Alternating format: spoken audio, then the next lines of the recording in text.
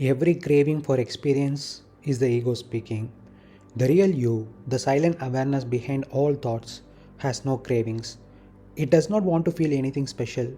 It does not want to become anything. It just is.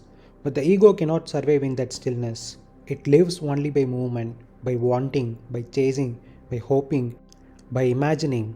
So the moment there is a craving, I want to feel love, I want to be admired, I want to experience success, I want to feel the gym high again. I want her to notice me. It is not you speaking, it is the ego pretending to be you. The ego is like a parasite that whispers, let's go find something to make us feel alive. But understand this, the very need to feel alive is proof that you are not alive in that moment. The craving is the ego's way of avoiding silence because silence kills it. It is not that experiences are wrong, it is that craving them is a trap. The moment you crave, you are no longer here, you are in a fantasy of how it will feel. You have left reality, you have left yourself. Every craving, no matter how noble or small, says, what I'm right now is not enough. That is the voice of the ego. And it will keep speaking, keep seducing, keep feeding on your energy until you see it clearly. When you truly see that the craving is the ego, you stop obeying it. You stop chasing the next experience. You stop resting in what is here, raw, ordinary, alive, without needing it to be anything else. That silence, that stillness, that uncraving awareness, that is you. Everything else is the ego pretending to live. When I say every craving for experience is the ego speaking, I mean this. The real you, the silent, untouched awareness, has no need for experience. It is whole, it simply is. But the ego, the false self, the idea of me lives only through experience. It survives by seeking. It needs stimulation, drama, highs, validation, pain, and pleasure. Because without something to chase or resist, it dies.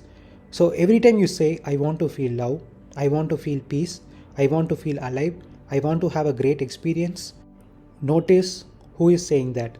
It's not your essence, it's the ego craving movement. Because in stillness, it cannot exist. The ego feeds on experience like a parasite feeds on a host. It says, once I have this, I'll be complete.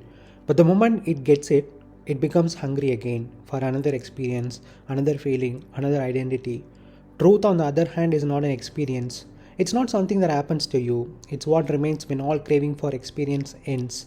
It's silence, it's presence without wanting. When craving ceases, ego dissolves. When ego dissolves, you don't experience truth, you are it. Things man experiences, the girl, the gym, the mirror, the US, the fancy car, the imagined admiration, is ego theater. Every craving, every imagined scenario, every I want to show the world is the ego speaking, not you. Not the part of you that is silent, real, and undistracted. The ego is a compulsive gambler of life. It constantly stakes your energy, your attention, your peace on outcomes, on what is outside, on what it does not yet have. And no matter what it gets, the admiration, the car, the money, the girl, it is never satisfied. Because it is not designed to be satisfied. Its only function is to be hungry. That momentary pleasure in the gym, that flash of confidence or imagined gaze in the mirror, that is the ego's fuel. It makes you feel alive, but only as long as it is chasing, craving, imagining. And when the moment ends, like it always does, the ego screams, you are missing out, you are less than, you are behind. Now, here is the teaching. Everything you crave, the girl, status, admiration, experiences, is optional. Not in a should I sense, but in a do you need this to exist sense. You do not. You are not these experiences. They are temporary mirages. Chasing them constantly train your mind to live in longing, in future projections, in comparison. The truth is behind the craving. The more you notice your mind reaching for the next experience, the more you can see the ego at work. The peace, the real self, is what is left when the chasing stops, not when the desire is fulfilled. So, you are wasting precious energy on rehearsals in the theatre of ego. The imagined admiration, the future life, the fancy scenario, none of it is real. None of it touches what is permanent, untouched, or true inside you. The only escape is seeing it clearly, not condemning it, not judging yourself, just seeing, here is the ego again, here is the craving, here is the illusion. When you do this repeatedly, the ego loses its grip. You stop being lost in imagined victories and imagined losses. You begin to live from what cannot be taken away, your own awareness, your own presence. Your craving is your mind gambling on life, thinking it can buy significance with experiences. Really? Significance is already there, it is already yours. The only work is to stop playing the game. Listen carefully. All of this, the girl, the US, the car, the admiration, it's filth. Not in a moral sense, in a truth sense. It is the ego screaming, clawing, sucking your energy dry. You think it is pleasure, you think it is life, it is death masquerading as life. Every time you chase, every time you imagine, every time you measure yourself against someone else, you are abandoning yourself. You are handing over your mind, your presence, your energy to a lie. And you keep doing it because you don't know any better. You want to be seen, wanted, admired. You want a trophy girl, a trophy life. You want proof that you are worth something. But the truth is, you are already whole. You are already enough. Nothing outside can touch that. The gym mirror, the imagined look from the girl, that is ego masturbating. That's all it is. You get a little dopamine hit, a little puff of self importance, and you think you won. You haven't. You are addicted to a hallucination. And the US, the car, the status, the money, same story. You think it is life. You think if you get enough of it, you'll be free. You'll never be free that way. The moment you rely on experiences for identity, for significance, for validation, you are lost, completely lost. Stop. Stop chasing. Stop pretending. Stop imagining the applause. Stop measuring yourself with illusions. Look at yourself. Look at this craving. Smell it. Taste it. See it for the parasite it is. Everything you think is a pleasure is a lie. Everything you call success is a lie. Everything you chase is not you. The moment you see that, really see that, the craving dies. And only then, you have space to be untouched, whole, and real. You are not living, you are rehearsing life in your head, addicted to the hallucination of experiences. That is your condition, that is your prison. Only one thing can set you free. Stop, stop, stop. Stop pretending, stop craving, stop looking outside. When I say it is the ego screaming, clawing, sucking your life dry, you think it is pleasure, you think it is life, it is the death masquerading as life. Every time you chase, every time you imagine, every time you measure yourself against someone else, you are abandoning yourself. You are handing over your mind, your presence, your energy to a lie. Here's what it means. Your mind is a parasite feeding on illusion. The ego is not you. It is a hungry, unending machine that cannot be satisfied. It will make you chase girls, admiration, status, wealth, looks, anything outside yourself. And every time you chase, it steals your energy, your attention, your peace. You think, if I get her, if I get the status, if I get the US lifestyle, I'll be happy, I will feel alive. That's a lie, a hallucination. Momentary dopamine hits feel like life, but they are tiny, synthetic sparks. You mistake them for reality. Every time you compare yourself to someone else, the rich girl, the upper hierarchy, the imagined people in your mind, you are not present. You are abandoning yourself. Your mind is elsewhere, on illusions, rehearsing a story that is not real. That rehearsal is life stolen from you. Think of it like this. If life is a fire, the ego is smoke. You breathe it in thinking it's air. It is choking you. The pleasure, the admiration, the imagined victories, they are smoke, not fire. They feel warm and alive for a moment, but the moment ends and you are still choking, still lost, still unsatisfied.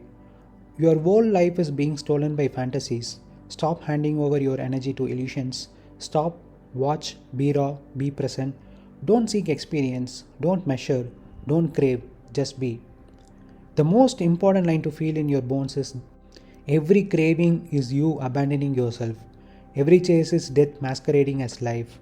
The moment you see this clearly, not just understand it with your head, your energy starts returning.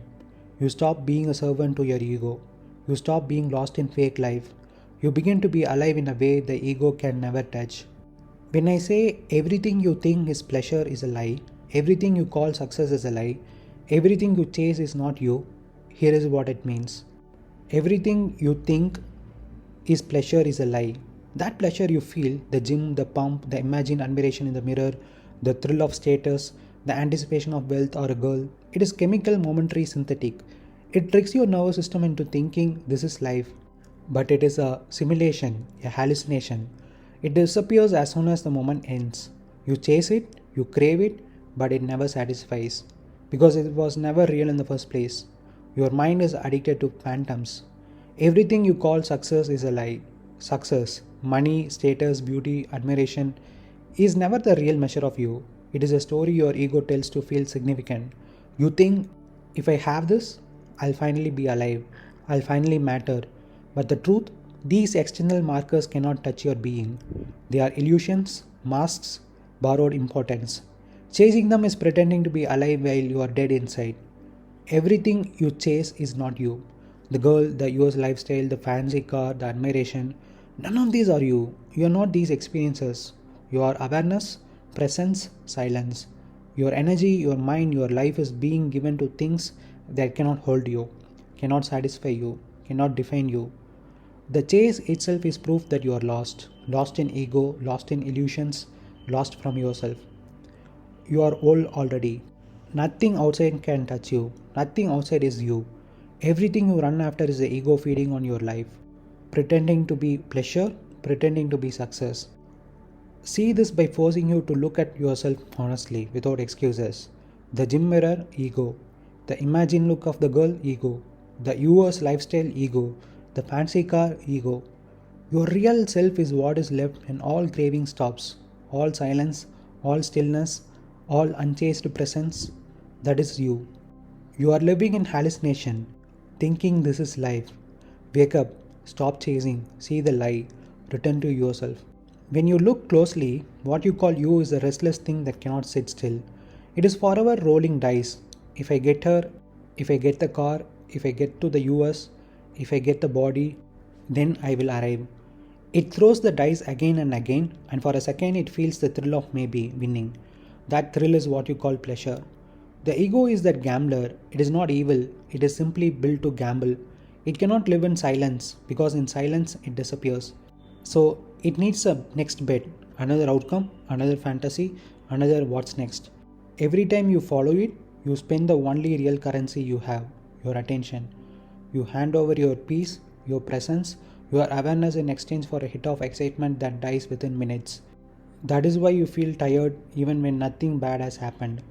Your life force has been wagered on games that never pay out. And when the gambler wins, the girl looks, the post gets likes, the money comes. It still isn't satisfied because the hunger is the point, not the food. The ego lives by craving, satisfaction would kill it. So it invents a new chase before the old one even cools. To see this is to begin to wake up. When you catch the mind gambling again, if I do this, I'll get that. Stop. Watch it place its bet. Don't interfere. Don't indulge. Just see the pattern. In that seeing, the gambler begins to lose its power. Then what remains is not a bet, not a chase, but a stillness that asks for nothing. That stillness is you.